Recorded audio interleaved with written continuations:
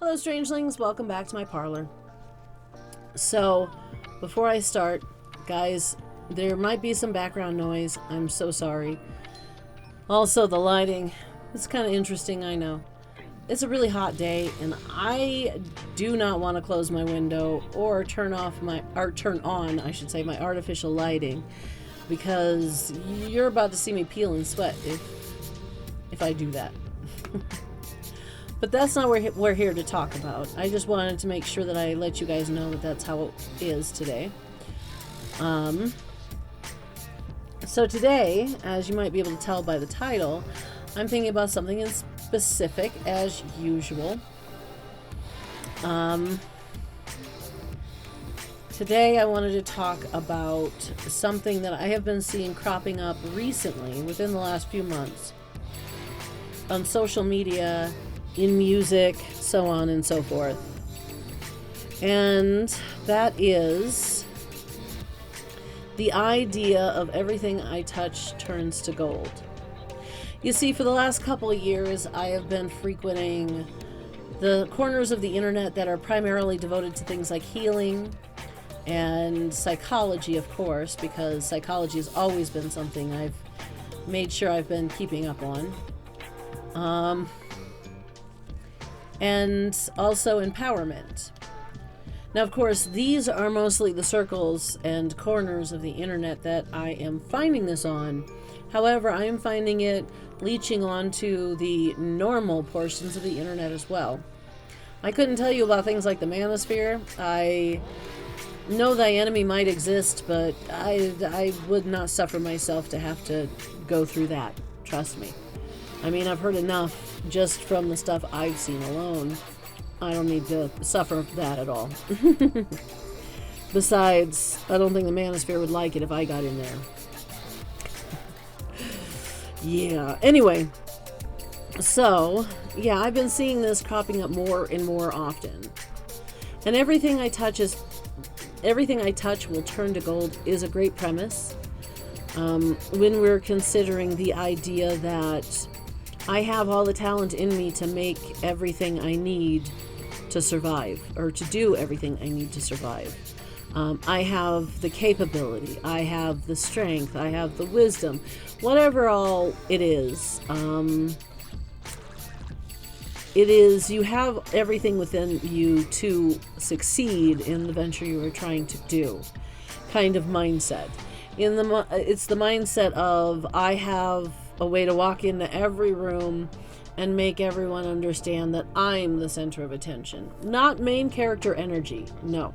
Main character energy is assuming that you deserve all the attention. Excuse me for that burp, guys. Is assuming that you deserve all the attention by nature of being you. I'm talking about something very different. I'm talking about being able to step into a room, analyze whether that room can serve you or not, and then figure out how to work that room the best to serve you the best. That kind of thing. And for that message, it's a great thing. However, I kind of have this tendency to worry that we will forget the lessons of the past. Mainly because we so often forget the lessons of the past. So today I'm coming to you guys with why we should remember King Midas's touch as is and whole, even if we decide to go by everything I touch will turn to gold. Actually, moreover, especially if we decide to go by the thought that everything I touch will turn to gold. Okay, and to begin that, let me first tell you about King Midas's touch. You see, Midas's touch is a story about King Midas. Now, King Midas was, for all intents and purposes, a very childish king.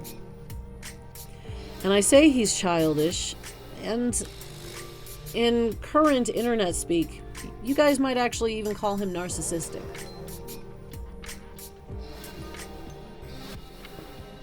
I say he's childish because of the fact that, just like psychopathy, narcissism is a natural stage that children actually go through as they are learning to survive the world while they are with their parents. So, now, this very childish king loved gold. He loved the idea of gold. He loved the look of gold. He loved the feel of gold. He loved the softness of gold. He loved the weight of gold. He loved everything about gold. He wanted everything in his world to be gold. Literally and figuratively. Now, of course, eventually, the amount of gold that the world would proffer to him would not be enough.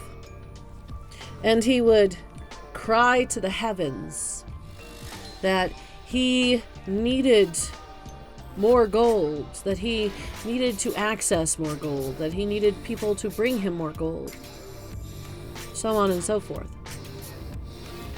So, at least in the Christian version of this particular parable, God came down and said, I see that you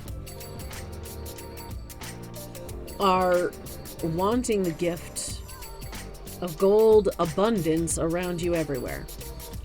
Of course, honestly, guys, I'm paraphrasing because it's been a very long time since my pastor told me this story.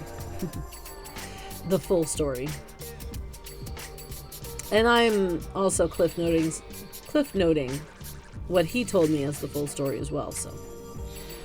So of course, Midas, of course God put his hand on Midas. And he looked at Midas and said, everything you touch shall turn to gold. Midas thought what a wonderful gift God had given him. What a wonderful gift. He must be God's favorite. He started touching trees. He started touching roses. He started touching songbirds. He started touching chairs and tables. He started touching everything. And then he touched his clothes. Oh no. How am I supposed to get into this? Because you see, God didn't mean gold colored, God meant gold. And gold is not malleable enough to wear as clothing. I mean, you can wear it like a robot suit, but not as clothing. So, of course, he learned that he needed to have his servants dress him. And they did. Then came the lesson about food. You see, Midas was mighty hungry, and he really needed something to eat, so he asked his chef to make some food, which he did. Unfortunately, most of the plates and cutlery were all gold by now, so it was a little trouble cutting various things. But then Midas went for a piece of fruit. Of course, most often when we're told about fruit in a story, they tell us it's an apple, and that's what I believe I remember being told. Goes to bite into the apple, yet hurts his teeth because gold is not soft enough to bite into like that. So he learns that he might actually need to have his servants feed him more often.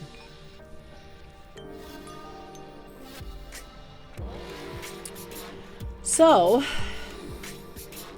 a very long time passes, and King Midas has, King Midas has a daughter who, I cannot remember exactly why in the story it was this way, but for some reason, he had not touched, embraced, even looked at his own daughter for some time.